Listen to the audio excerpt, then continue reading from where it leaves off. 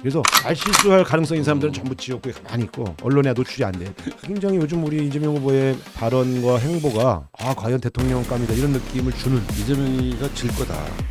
왜요? 그랬더니 이재명은 이학스럽다. 이번 대선에서도 상임 선거대책위원장 공동선대위원장. 공동선대위원장. 어제 발표가 네네네. 됐죠. 네. 이번 선거는 어떤 계획을 가지고 임하실 것인지. 저는 사실 그 3년 전에도요. 처음에 한 7, 8% 정도 차이가 나서 이제 그게 잘 안 좁혀지니까 저를 급히 호출해서 한 30일 정도 일했는데 막판에 다 따라잡았어요. 역전한 결과도 나오고 그래서 되게 희망적이었는데 안철수 의원이 새벽에 덜렁 저 윤석열하고 단일화를 발표하는 바람에 불과 3일을 남겨놓고 그거 손쓸 수가 없더라고요. 그러니까 내가 나중에 안철수 의원하고 상임위 같이 하면서 어디 해외 같이 갈 때 내가 그랬어요. 아니 우리하고 단일화 했으면 우리는 대접을 잘해주는데 그렇죠. 쟤네는 뭐 국무총리를 시켜줬어요. 당대표를 시켜줬어. 당대표 나오려고 하면 죽이고. 그래서 그쵸. 그거 뭐 때문에 그런 바보 같은 선택을 했냐 했더니 그럴 줄 몰랐습니다.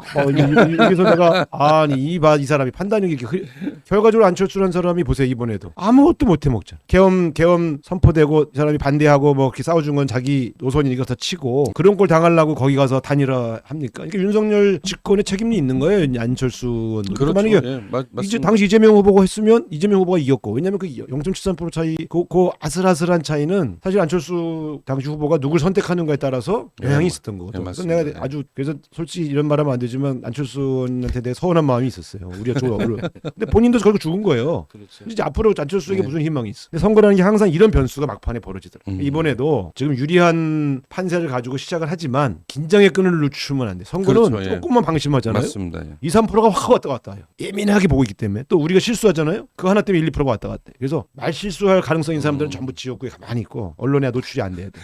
그 박지원 의원 유명한 명언이지 않습니까? 뭐요? 골프하고 선거는 고개 쳐들면 죽는다. 그렇지.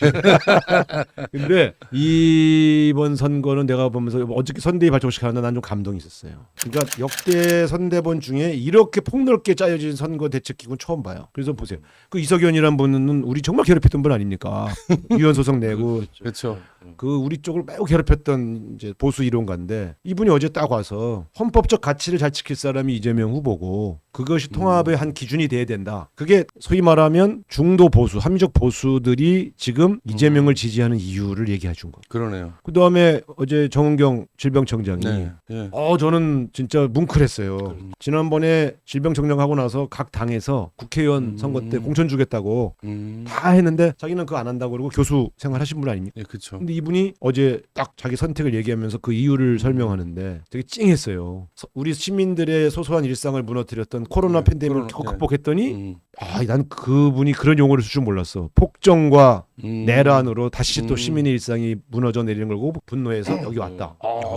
그래서 제가 저 의료인 출신인데 저런 얘기 그게 국민들의 바람이에요. 그래서 나는 이거 굉장히 폭넓은 선대위 그러면서 또 실무 라인은 또 3년 전에 너무 방만했던 것을 극복하기 위해서 슬림하게 짜가지고 그래서 제가 보면서 이번에는 선대 기구도 아주 잘 짜여졌다. 위 지붕은 폭넓게 짜고 밑에 기둥과 실무적인 역할들은 아주 효율적으로 움직이게 만들어놔서 저는 아주 되게 이번에 캠프도 굉장히 출발을 잘하고 있고 지금 접경 지역 그러니까 어려운 지역이지 않습니까? 그러니까 그렇죠. 뭐 포천부터 연천 그다음에 이제 내일은 철원 이렇게 쫙 도는데 강원도 선거 때는 거기 못 가요. 본선 때는 주요 도시 중심으로 갈 수밖에 없거든. 그렇죠. 미리 좀 돌잖아. 이것도 아주 잘하는 거예요.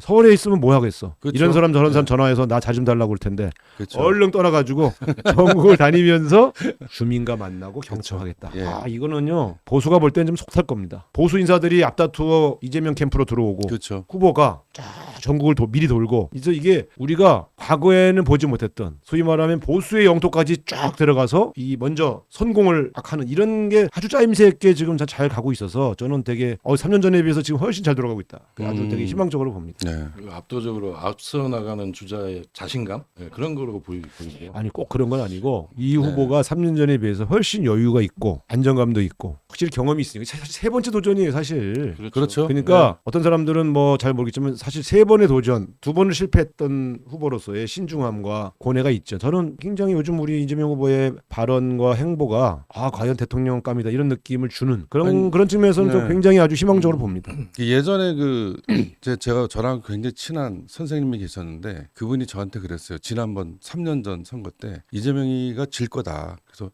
왜요? 그랬더니 이재명은 이악스럽다. 꼭 해야 되면 어떻게든 그걸 해내는 사람이어서 그런 이악스러움이 있는데 저것만 누그러뜨리고 저것만 좀 풍요롭게 만들면 분명히 대통령이 될 거다. 근데 제가 지난번 그 MBC 100분 토론에서 보면서 제가 그걸 봤어요. 저 사람의 이악스러움이 사라졌구나. 그 아주 굉장히 높은 품위와 품격을 가지고 패널들과 함께 주고받고 밀고 당기면서 하는 모습을 보면서 야 그러면서도 상대방을 설득해내고 상대방을 견인해내는 모습을 보면서 저런 품위가 있었구나. 저런 품격이 저 사람 속에 잠재해 있었구나. 근데 그것이 이악스러움이라고 하는 것으로 가려졌었는데 그게 딱 걷어지니까 이로 말할 수 없는 거예요. 그게. 그러니까 이제 이렇게 지금 말씀 잘하셨는데 이재명 대표의 가장 큰 이제 그 고민이 뭐였냐면 이 내란의 이 와중에서도 이재명 후보에 대한 이 비호감도가 높으니까 30% 후반에서 40% 초반대 박스권에 딱 갇혀갖고 2개월을 갔단 말이에요. 그렇죠. 예. 많은 국민들이 아니 이런 판국에도 어떻게 이재명 후보의 지지율이 이거밖에 안 나오냐 이런 답답함이 있잖아요. 그러니까 탄핵 찬성도 70%고 정권 교체 비율도 60%인데 이재명 후보 지지율이 30%, 38, 39, 40 이렇게 나오니까 네, 그렇죠. 한 예. 2개월을 요즘 최근의 조사를 보면 40% 중후반대까지 예. 올라가고요. 예. 그다음에